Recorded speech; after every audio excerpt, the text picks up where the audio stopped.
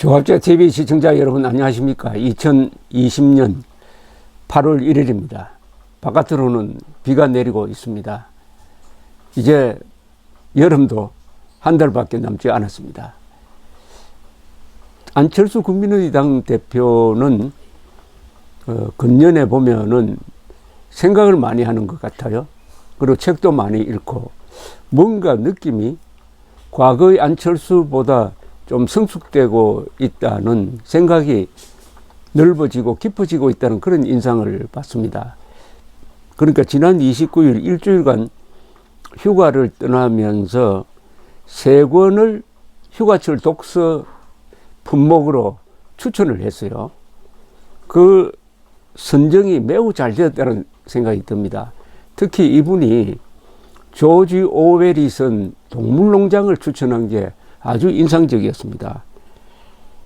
안 대표는 이렇게 이야기를 했습니다. 재충전의 시간을 통해 바삐 달려온 귀국 후의 활동을 돌아보고 향후 전국 구상을 통하여 이후 활동의 소중한 밑거름으로 삼고자 한다면서 3권을 추천을 했습니다. 동물농장 이외에 조정진 작가가 쓴 임계장 이야기, 그리고 한스 로슬링이라는 사람이 쓴 팩트풀리스란 동물농장은 전체주의 풍자로 유명한 소설인데 이미 많은 분들이 알고 계신 명작이지만 근래 국내 정치 상황과 크게 다르지 않은 점들이 많아 다시 한번 정독하시면 그 감상이 더 새롭게 다가오실 것이다. 즉 요사이 국내 사정이 동물농장과 비슷하다는 이야기를 했습니다. 그 점에서 저는 아주 정확하게 본 것이고 어떻게 보면은 동물농장에 비유하고 있습니다. 지금 문재인 정권이 만들어가고 있는 일찍이 경험하지 못한 세상이 바로 동물농장이구나 하는 그런 생각을 가지고 추천한 것으로 보여집니다. 이 점이 저는 안철수 씨의 어떤 인간적 성숙의 한 표현이 아니냐 하는 생각을 했습니다. 제가 추천을 드려도 동물농장과 하나 더 드리겠어요. 조지 오웰의 마지막 작품 1984입니다. 1984년이라는 책이죠. 동물농장은 오늘날 벌어지고 있는 대한민국을 이해하는데 참 좋은 책이고 1984는 북한 정권을 이해하는데 둘도 없는 책입니다. 그러니까 이 2권을 가지고 남북한을 문학적으로 정확하게 이해할 수 있다. 이 문학이라는 것은 뭐냐 하면 결국 인간을 탐구하는 분야입니다.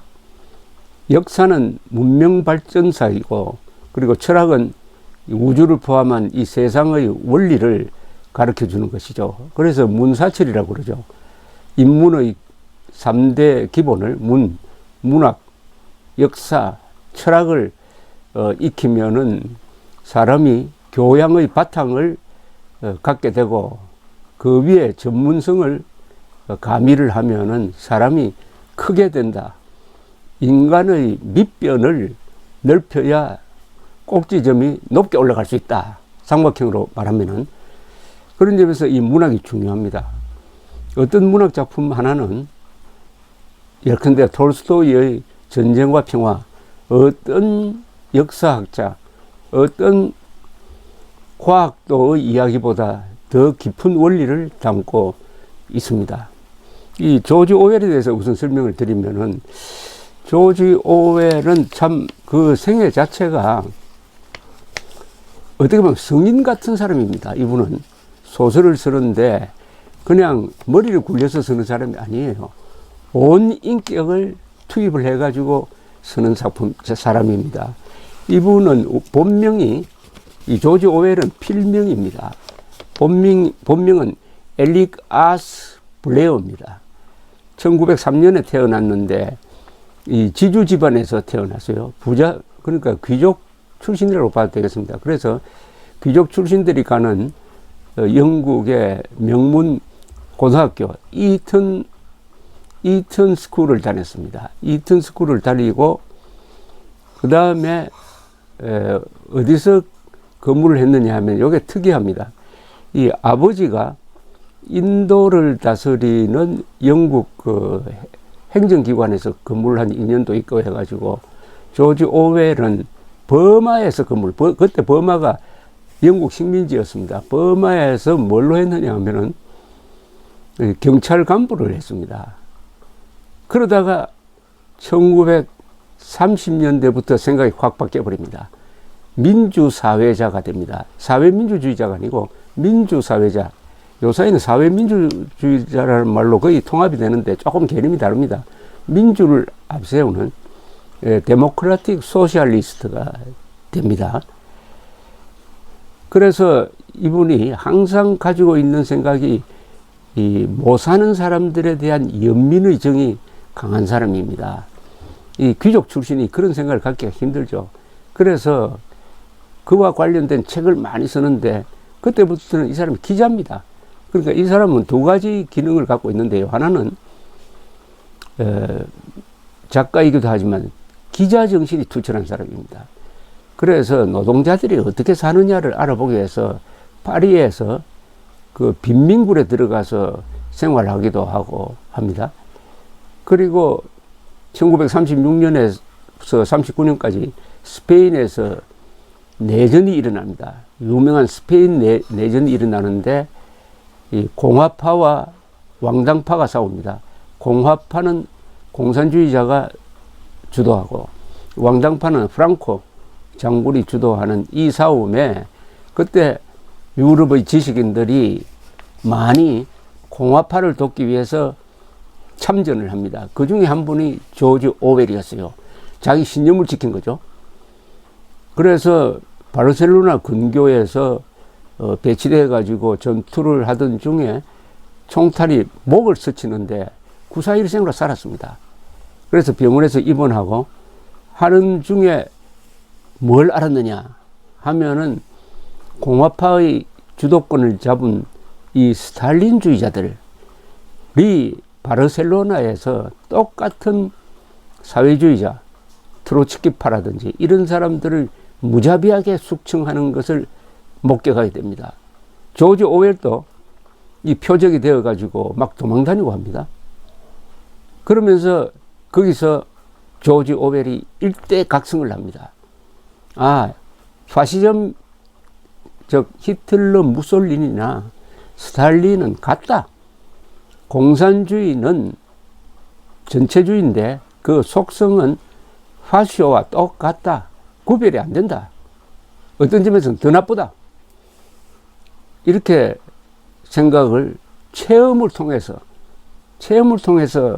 알게 됩니다. 그때 쓴 책이, 돌아와서 쓴 책이 유명한 책입니다. 카탈로니아 송가란 책입니다. 홈이지 투 카탈로니아. 카탈로니아는 바르셀로나 부근의 그 지역을 말하는 거죠. 이 책은 꼭 한번 읽어보시기를 권합니다. 이 넌픽션으로서 20세기의 대표적인 넌픽션으로 꼽힙니다. 왜냐하면은 이 조지 오웰이 체험한 걸 쓴 겁니다. 자기가 전선에 투입돼 가지고 나중에 아주 구사일생으로 영국인이라는 걸 앞장 세우면서 프랑스로 탈출하는 과정을 쓴 거거든요. 그걸 보면은 공산주의에 동경을 가진 사람이 체험을 통해서 공산주의를 증오하는 쪽으로 바뀌는 과정이 잘 나와 있고, 무엇보다도 바르셀로나를 중심으로 하는 일종의 기행문 같은 게 있습니다. 이 책에서 매우 흥미로운 장면이 하나 있는데 그걸 제가 소개를 해드리려고 합니다. 이 조지 오웰과 부인도 같이 따라왔습니다. 부인이 이제 스탈린주의자들한테 쫓기는 입장이 됩니다. 호텔에 투숙하고 있었습니다. 이 스페인, 그러니까 스페인 사람이죠. 스페인 형사들이 덮쳤습니다. 수색을 합니다. 수색을 하는데 조지 오웰의 부인이 자고 있는 그 침대 밑에 일종의 불온서적을 숨겨 놓았어요. 그래서 만약 그것을 들추어내기만 하면은 조지 오웰은 연행돼 가지고 잘못하면 처형될 위기에 처했는데, 스페인 형사들이 다른 건 수색을 하는데 여자가 누워있는 침대는 손을 대지 않는 겁니다. 그냥 나가버려요. 거기에 대해서 뭐라고 했느냐. 조지 오웰은 스페인은 절대로 공산주의자가 될 수 없다. 스페인 사람들은 적어도 여자의 침대는 건드리지 않는다 하는 자존심이 있는 사람들이다. 이런 사람들은 공산주의가 될 수 없다 하면서 스페인 사람들을 호평한 대목이 있습니다. 그래서 돌아와서 이 사람이 쓴 소설이 바로 동물농장입니다. 사상적 전향의 표현이죠. 동물농장은 1940 2년, 3년, 4년 요 무렵에 쓴 겁니다. 그런데 이때가 아주 중요합니다. 1941년 나치 독일이 소련으로 쳐들어갑니다. 그래서 45년까지 독소 전쟁이 벌어집니다. 2차 세계대전의 주 무대는 독소 전쟁입니다. 노르만디 상륙작전으로 유명하지만 사실은 독일은 병력의 70%를 소련 전선에 배치했습니다. 그러니까 영국에서도 친소 분위기가 아주 고양되었습니다. 영웅적으로 싸우는 스탈린의 소련, 그리고 그때는 이제 동맹국입니다. 영국, 소련, 그리고 미국이 3대 동맹국이니까요. 그러니까 소련이나 공산주의를 비판하는 책은 내기가 힘들게 되었습니다. 자, 동물농장을 썼는데 출판사를 구하기가 어려웠어요. 출판사에 가면 내용을 읽어보고, 아, 이거 스탈린 비판한 건데 지금은 낼 수가 없다, 이렇게 됩니다. 그래서 출판 역사상 동물농장의 출판을 거부한 출판사가 제일 바보라고 꼽힙니다. 그 출판한 회사가 이 책 한 권으로 얼마나 돈을 많이 벌었겠습니까? 건물을 아마 여러 채 샀을 겁니다. 그래서 나온 이 책이 언제 나왔느냐? 날짜도 아주 흥미롭습니다. 1945년 8월 17일 일본에 항복함으로써 공식적으로 2차 세계대전이 끝난 이틀 뒤에 동물농장이 나왔습니다. 그렇게 많이 팔리지 않았어요. 조지 오웰이 죽고 나서 많이 팔렸습니다. 이 동물농장은 내용이 지금 문재인 정권과 비슷합니다. 이 안철수 씨가 그 점에 착안해서 추천을 한 건데, 동물농장의 스토리는 이겁니다. 이 동물들이 인간을 쫓아내는 반란을 일으킵니다. 그러니까 동물농장의 주인이 사람이었는데 아주 학정을 하니까 돼지, 나폴레옹이라는 이름의 돼지가 주동을 해가지고 쫓아내버립니다. 쫓아내니까 이제 동물들이 지배하는 농장이 되었습니다. 거기 혁명 지도자 나폴레옹이 동물농장의 이제 주인이 된 거죠. 그런데 혁명을 일으킬 때는 우리 동물들끼리는 다 평등하게 살자, 이런 모토를 걸고 했는데, 나폴레옹이 이제 집권을 한 다음에는 완전히 독재자로 변합니다. 인간보다도 훨씬 더 심한 독재를 펴니다. 그래서 조금이라도 이상한 행동을 하면은 거기 뭐 닭이든 토끼든 잡아가지고 죽여버리고, 거기에 보면은 등장 인물들이 이 소련에 비유를 했습니다. 스탈린에 비유된 게 나폴레옹이고, 거기에 뭐 트로츠키에 비교되는 사람도 있고 이렇습니다. 이 책은 아주 얇아요. 한 180페이지 정도 되는 책이고, 문장이, 조지 오웰의 문장은 아주 간결합니다. 그래서 영어 독본으로 쓰기만 합니다. 간결하고, 그리고 문장이 짧아요. 영어를 배우는 사람들이 참 좋은 책입니다. 이 동물농장에 대해서 조지 오웰은 서문에서 이렇게 썼습니다. 나는 글을 쓸 때 정치적인 테마와 예술적인 테마를 하나로 묶으려고 했다는 겁니다. 그러니까 이것은 문학성도 있지만 정치성도 있는 소설입니다. 그러면서 조지 오웰은 나는 왜 글을 쓰느냐라는 에세이에서 어떤 글이 좋은 글이냐 하면은 바로 정치적 의도를 분명히 하고 쓰는 글이 좋은 글이다 라고 했습니다. 그러니까 어중간한 생각 가지고 이것도 좋다 저것도 좋다 양시론, 이것도 문제고 저것도 나쁘다, 요게 이제 양비론인데, 그런 입장에서 쓰는 글보다는 자신처럼 정치적 입장을 확실하게 하면서 쓰는 글이 결국은 명문으로 남는다 하는 뭐 이런 이야기도 남기고, 좋은 글은 세상을 맑게 보게 하는 통유리와 같다라고 했습니다. 여러분, 통유리에서 세상을 바라보면 넓게 보이지 않습니까? 통유리와 같은 글을 써야 된다라는 거죠. 이 동물농장에는 유명한 명언들이 많은데 제일 유명한 문장 하나가 있습니다. 동물농장 하면은 요 문장은 다 기억을 합니다. All animals are equal, but some animals are more equal. 모든 동물은 평등하다. 그러나 몇몇 동물은 더 평등하다. 재밌죠?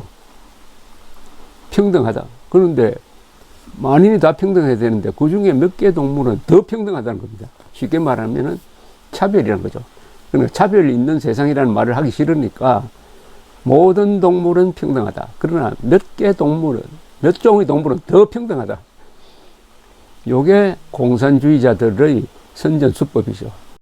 조지 오웰을 추천한 의도는 아마 이런 뜻 아니겠습니까? 이른바 촛불혁명을 일으켰다고 그래가지고